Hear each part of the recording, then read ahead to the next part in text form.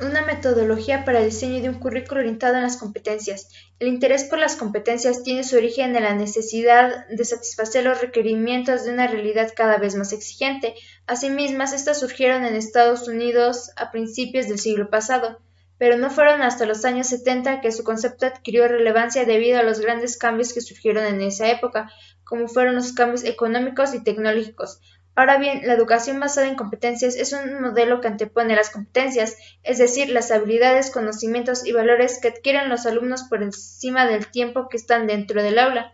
Las ventajas del enfoque por competencias son cuatro: la evaluación, la comunicación, la inserción y la productividad.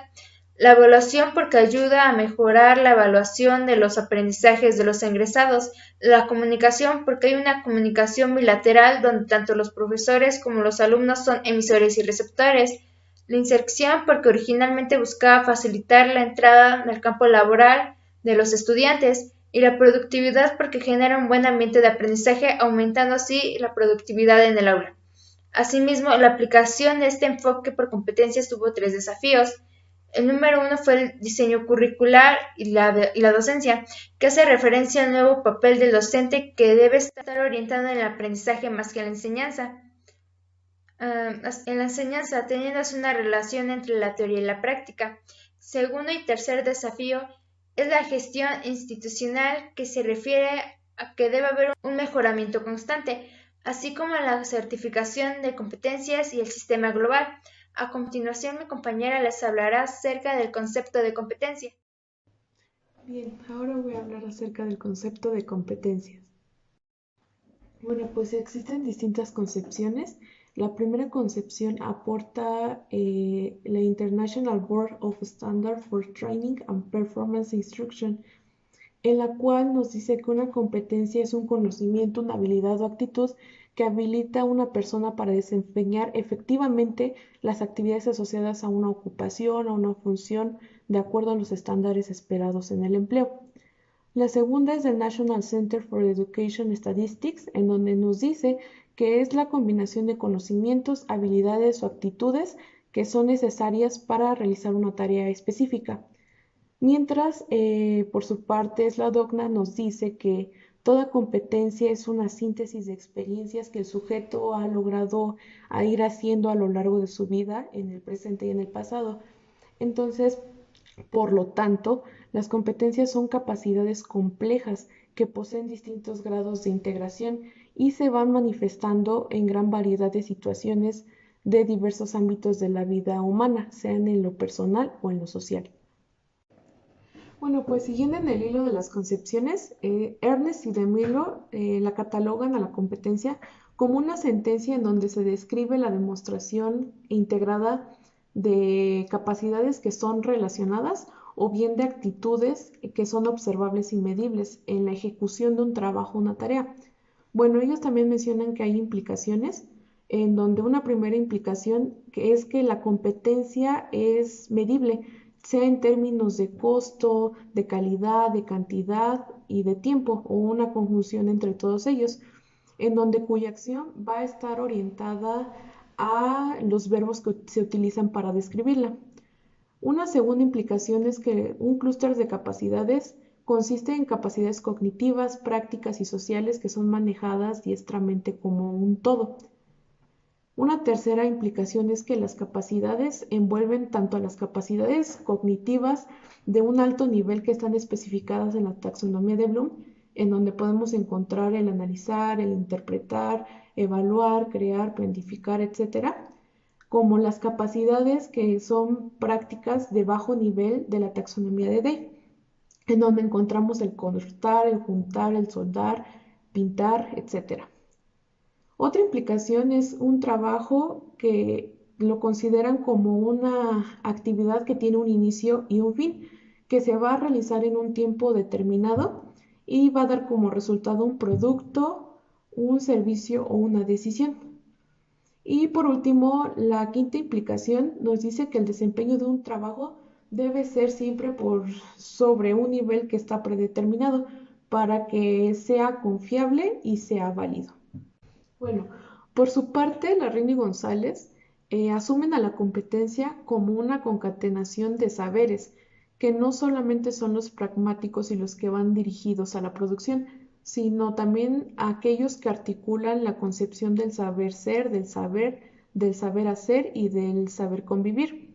Entonces la competencia otorga un significado de unidad que implica que los elementos anteriores mencionados estén articulados, porque si están fragmentados, pues ya no sería como tal una competencia, ya que para ser competente debe de tener en cuenta todos esos dominios, de esos saberes, y no solamente de algunas partes, porque ya no estaría haciéndolo en su totalidad.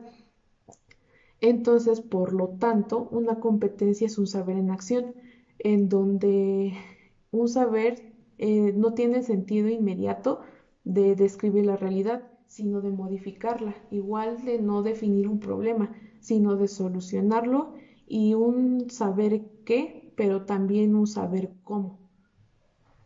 Bueno, pues ahora cambiando a un concepto más general sobre la competencia, esta se va a concebir como la capacidad efectiva para llevar a cabo de manera exitosa una actividad que ya ha sido plenamente identificada y que se va a desarrollar a través de experiencias de aprendizaje, en donde va a abarcar tres tipos de saberes, que es el saber conceptual, que es el saber conocer, el saber procedimental, que es el saber hacer, y el saber actitudinal, que es el saber ser. Bueno, en relación a la competencia también va a haber tres enfoques, que el primer enfoque es aquel que se centra en la capacidad de ejercer las tareas. El segundo enfoque se va a concentrar en los atributos personales, que son las actitudes o las capacidades, y el holístico, que va a incluir los dos enfoques anteriores. Bueno, pues una concepción más generalizada y que es más aceptada sobre la competencia es el saber hacer en un contexto, pero más que ser tajante en el sentido de que solamente es hacer por hacer, tiene que también tener un conocimiento teórico, práctico y teórico-práctico para que sea de manera exitosa esta capacidad. Bueno, también hay que considerar que existen dos puntos de vista acerca de la conceptualización de la competencia. En primero está el punto de vista en las empresas que asumen a la competencia como la capacidad de realizar los trabajos que se llevan a cabo dentro de las empresas. En cambio, el otro punto de vista, que es del desarrollador de currículo y del docente, asumen a la competencia como la capacidad práctica, cognitiva y social que deben de desarrollar los estudiantes. Si bien el concepto proviene del mundo laboral y tiene una fuerte connotación utilitaria, actualmente ya ha evolucionado en el sentido de que la competencia ya envuelve la demostración de la capacidad de un desempeño satisfactorio no solo en un ámbito definido, sino que va más allá hasta la sociedad en la que nosotros nos desenvolvemos. Por ello, si se planea diseñar un currículo orientado en la formación de competencias, es necesario que los contenidos vengan articulados, que se generen aprendizajes en situaciones complejas y reales que se puedan dar en la vida real y que se estimule, facilite y promueva la autonomía personal del estudiante, porque pues como ya lo mencionábamos anteriormente, va a rebasar estos límites, o sea, no solamente se quede en el aula, sino tiene que aprender en situaciones complejas y que sean en situaciones que va a vivir el alumnado en la realidad. Bien, ahora les doy la palabra a mis compañeras que hablarán sobre los modelos de construcción curricular.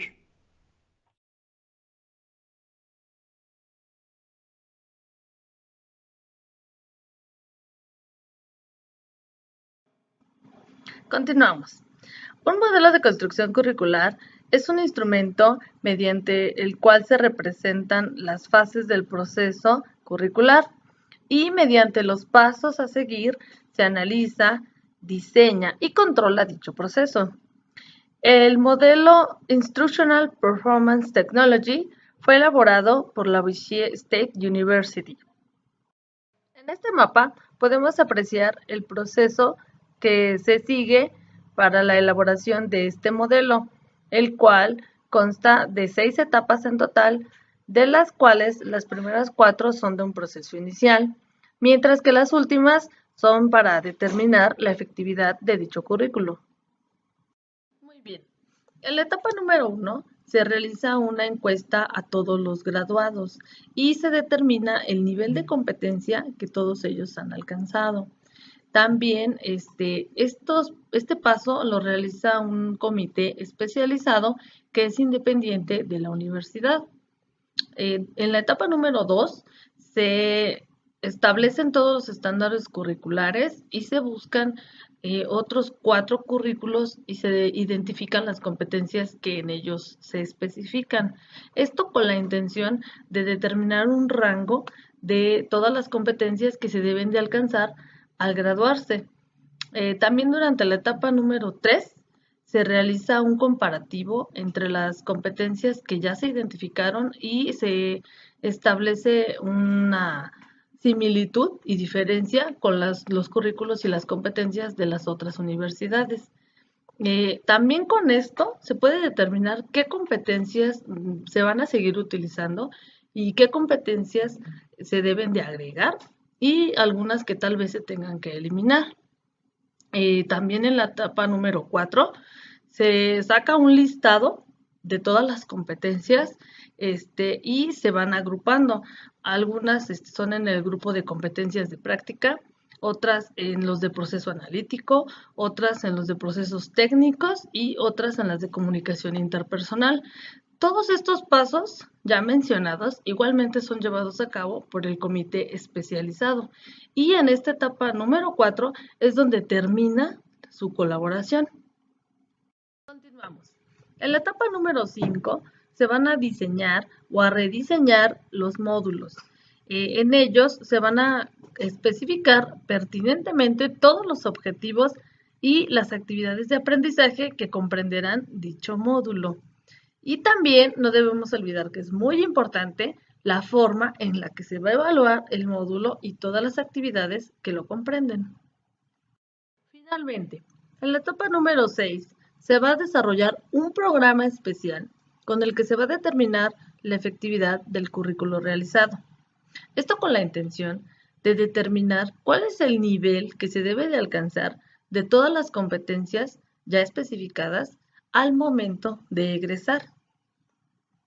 Bien, como consideración final acerca de este modelo, podemos decir que identifica muy bien las competencias, también evalúa el plan de estudios, pero no especifica algún método para incluir los módulos y tampoco cómo estos han de permitir que se logren desarrollar todas las competencias que se especifican dentro del currículo. Y continuamos con el siguiente modelo. Muy bien, Carmen, gracias. Bueno, continuamos con el siguiente modelo, el cual es el llamado TTTI Model. Este modelo recibe su nombre gracias a las siglas en inglés de Technical Teachers Training Institute. Este modelo ha sido desarrollado e implementado en el campo de la ingeniería en el Instituto Técnico de San Javier para el diseño curricular. Bueno, en este modelo consideran importante, primero que nada, previsualizar qué es lo que se pretende que tengan los profesionales, para que a partir de ahí se planteen los objetivos generales, y generalmente estos son muy pocos. Es importante resaltar que este modelo entienda los objetivos como juicios abiertos que permiten guiar la construcción del currículo. Por ejemplo, producir personal técnico para las empresas a un nivel de supervisión. Y por otro lado, ellos entienden a las metas como más específicas, ya que estas indican qué se espera de un programa educacional. Bueno, hasta este punto entendemos que hay más metas que objetivos, pero ambas suelen estar asociadas. Y bueno, ya teniendo las metas concretas, se especifican las competencias requeridas para alcanzarlas y así posteriormente generar subcompetencias y capacidades. Y por último, para el logro de estas capacidades se dividen en cognitivas, procedimentales, prácticas y actitudinales, las cuales precisan los contenidos o materias a abordar. Y pasando al esquema que aquí tenemos, como observamos en la parte superior, hace mucho énfasis en la identificación de necesidades y las competencias están asociadas a estas.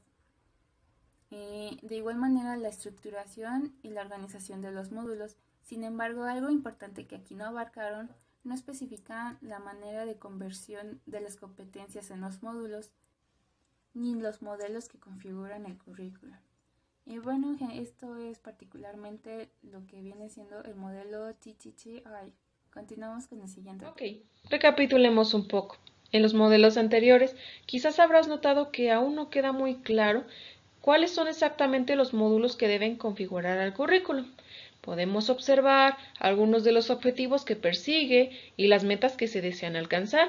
Sin embargo, no existe como tal un método formal a seguir para poder identificar, secuenciar, estructurar y diseñar los módulos que debe incluir el currículo.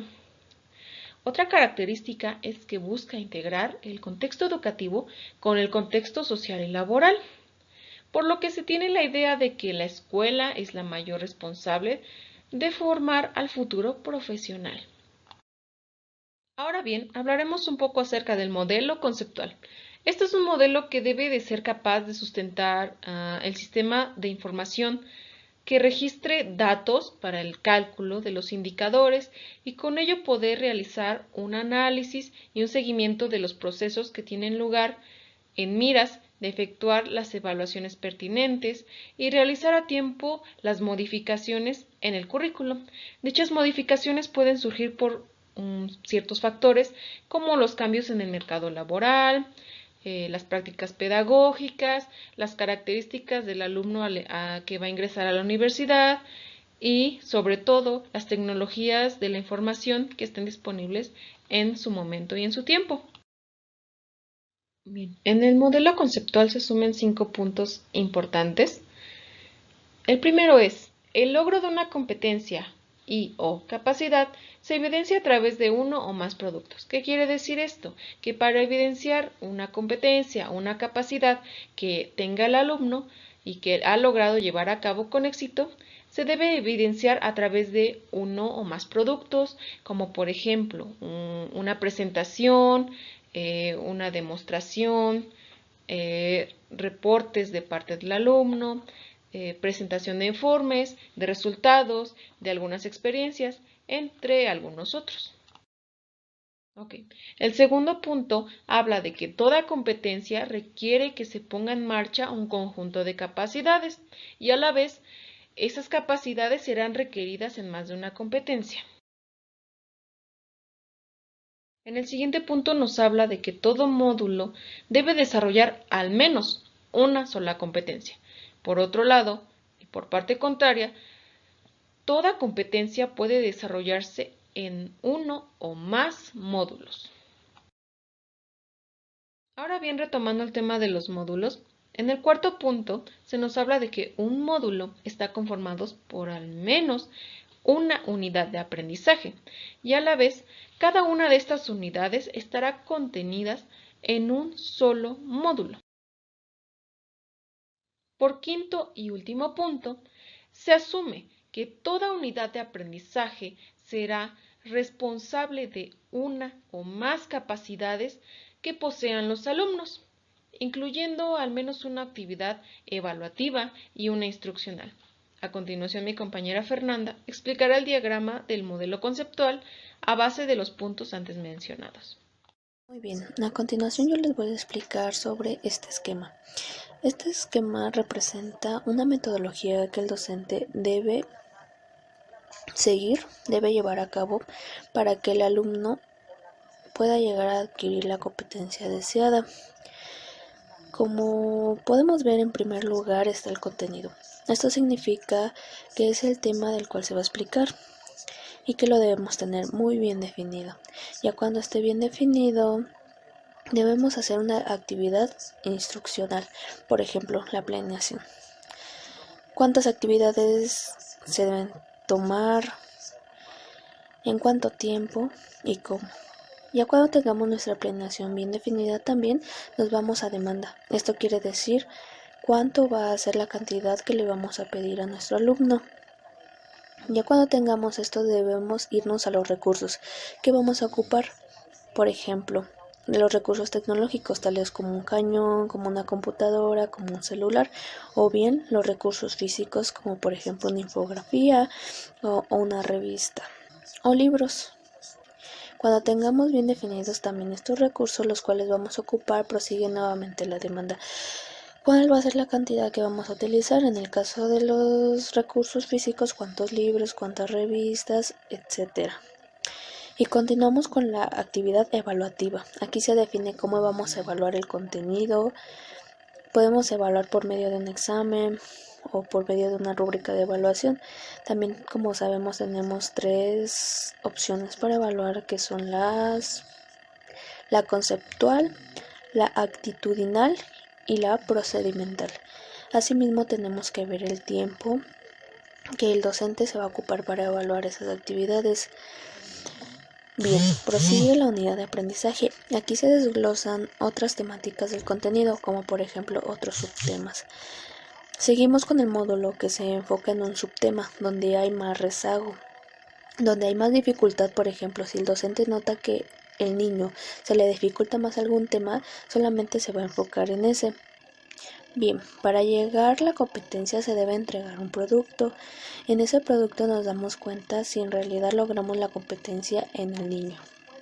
Y nos damos cuenta de la capacidad que el alumno obtuvo en la competencia. Solamente se logra si es que el alumno supo resolver algo en el producto que el alumno entregó. Se debe reflejar que sabe resolver problemas y se debe reflejar que tuvo un aprendizaje significativo.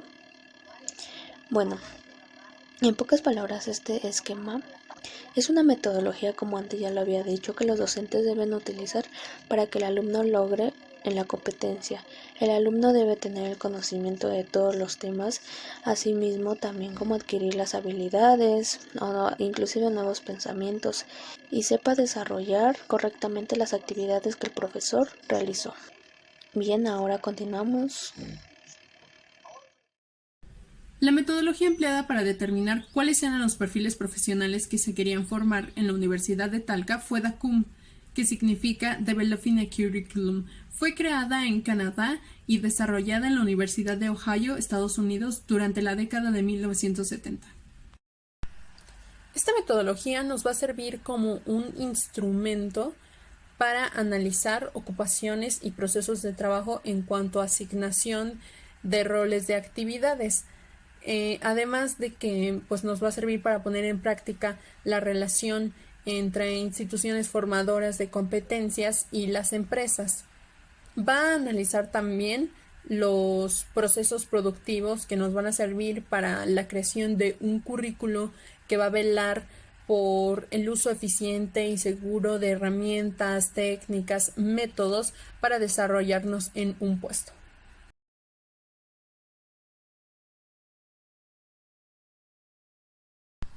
En esta primera fase, ¿para qué nos van a servir las competencias? Bueno, las competencias se van a asociar con un módulo correspondiente con esa competencia y prácticamente van a ser el punto de partida para el planteamiento de objetivos determinados, así como los productos que se buscan y la capacidad que se requiere para llegar al logro de ellos. Estos módulos van a estar también asociados con exigencias del sector que se esté estudiando o el sector en el que va a trabajar ese especialista, es decir, que deben de estar contextualizadas y adaptadas a ciertas situaciones.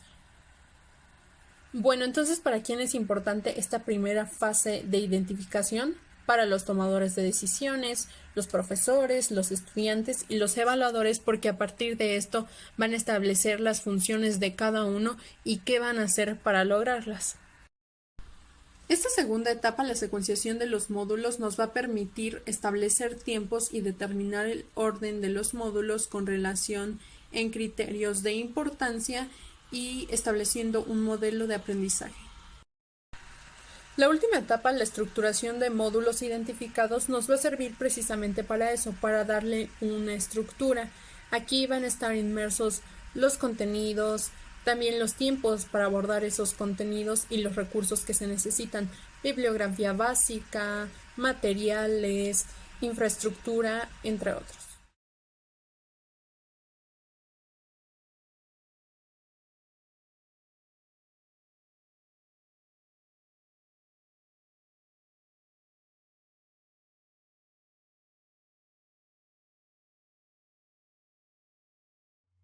La siguiente fase es la B. Indica la revisión de los módulos o las competencias. Una vez que se dan a conocer las competencias, los contenidos, recursos y tiempos comprometidos con cada uno de los módulos, así como el tiempo total de las actividades de aprendizaje que, demandan, se deberá enmarcar las restricciones vigentes de la organización. O sea que todo esto se va a establecer en el plan de estudios. Los tiempos son expresados en horas semanales y se transforman en créditos equivalentes. Esto quiere decir que por todas las competencias o todos los módulos que cursemos, vamos a acreditar ciertas materias. Y problemas que llega a surgir en esta etapa es que la suma de los tiempos designados a los módulos excede el tiempo asignado a la formación, así que surge la necesidad de revisarlos. En este caso pueden haber dos situaciones, cuando el módulo es muy grande y cuando el módulo es muy pequeño. Cuando el módulo es muy grande, existe la opción de redefinir las competencias, o sea que se vuelve a estructurar, y dos, que puede ser particionar, en el módulo comprendido. Esto quiere decir que se puede dividir en dos para así no exceder ese tiempo. Y en el segundo caso, se acoplan las competencias a otras competencias ya identificadas. Pero es muy importante que, a pesar de que estos módulos exceden el tiempo asignado, se debe de preservar la relación uno a uno entre módulo y competencia.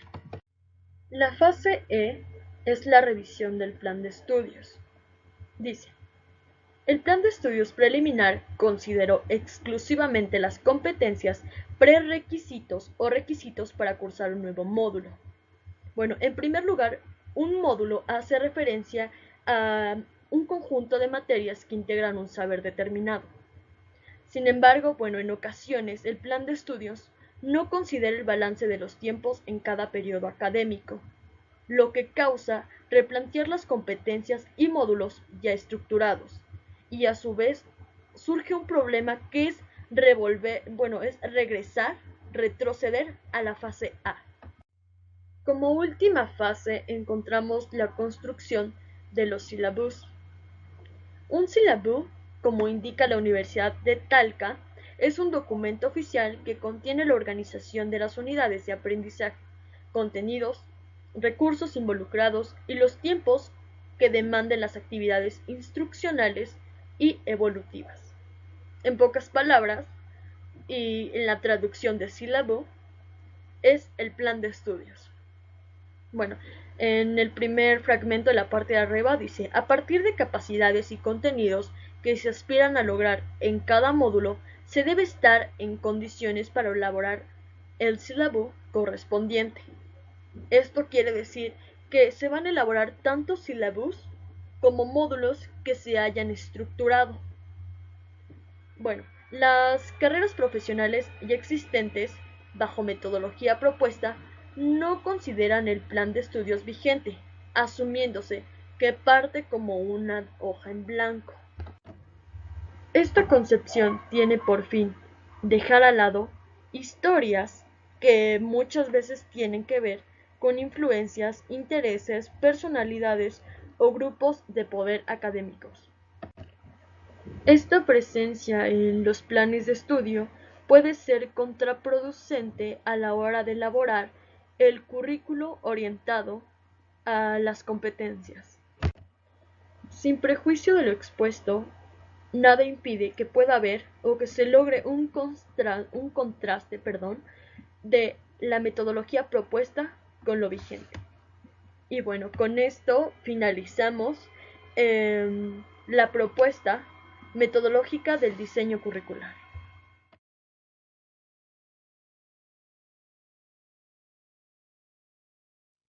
Tradicionalmente, el currículo se ha construido sobre una base disciplinar y centrado en la adquisición por parte de los alumnos de capacidades cognitivas. En la Universidad de Talca se ha optado por un diseño curricular basado en competencias en el que importan no solo las capacidades cognitivas, que son saber conocer, también las procedimentales, que son saber hacer, y actitudinales, personales e interpersonales, que son saber ser y saber estar. De acuerdo a las competencias que se deben de tener en los estudiantes al momento de egresar, el agrupamiento viene a estar dado por las capacidades que demandan cada una de las competencias. Esto también importa por razones prácticas, que pueden ser las limitaciones institucionales, las limitaciones de recursos o las limitaciones de secuenciación. Una vez que se diseña y se pone en acción el currículo, todo cambio en el perfil profesional, como consecuencia del dinamismo del mercado laboral, debe de estar afectando el currículo vigente. Esto tomando en cuenta la correspondencia entre el módulo y una competencia. La modificación se ve facilitada con la metodología propuesta. Unas de las situaciones que se pueden presentar son las siguientes. 1. Si al perfil profesional se incorpora una nueva competencia. La consecuencia de esto debe de ser incorporar un nuevo módulo en el currículo o insertarlo dentro de un modelo existente luego de una revisión de él. 2. Si el perfil profesional se elimina una competencia. Esto traería de consecuencia eliminar y o modificar los módulos involucrados. Y 3. Si al perfil profesional se modifica una competencia. Por ejemplo, incorporar nuevas capacidades o eliminar alguna de ellas. Esto traería como consecuencia el modificar los módulos que se vean afectados por esto. Entonces la metodología no solo nos proporciona un curso de acción para diseñar un currículo, sino también para mantener un currículo orientado a las competencias. Las consecuencias a las que llega el texto son: la metodología planteada en el texto aborda un tema no resuelto a la fecha, el de la conversión de un vector de competencias en un currículo o un plan de estudios mediante un conjunto de etapas. La propuesta metodológica que se está implementando en la Universidad de Talca ha permitido construir un currículo orientado a la formación de competencias, sin grandes dificultades en la medida que existe un perfil profesional traducido en un vector de competencias delimitadas, y que las mayores dificultades residen en la confección de módulos y la interrelación entre ellos, particularmente cuando no existe claridad respecto de las capacidades que demandan las mismas competencias. En un futuro, esta misma propuesta será sometida a prueba para los efectos de las modificaciones en el currículo que la cambiante realidad científico-tecnológica y laboral aconseje. En nombre del equipo, les agradezco su atención prestada.